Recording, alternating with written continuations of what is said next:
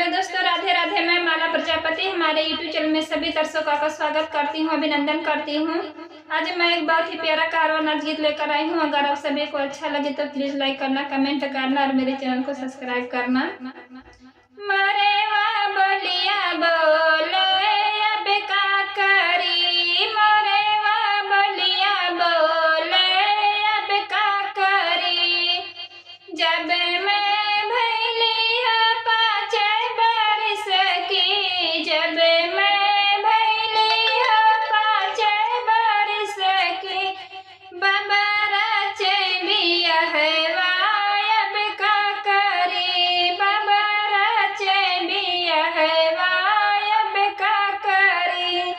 मरे वा बोलिया बोले अब का करी, मरे वा बोलिया बोले अब का करी।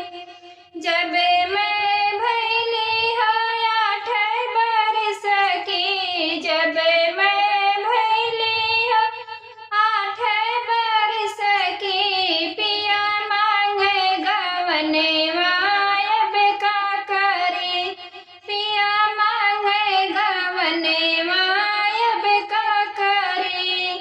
मरे वा बोलिया बोले अब का करी, मरे वा बोलिया बोले अब का करी।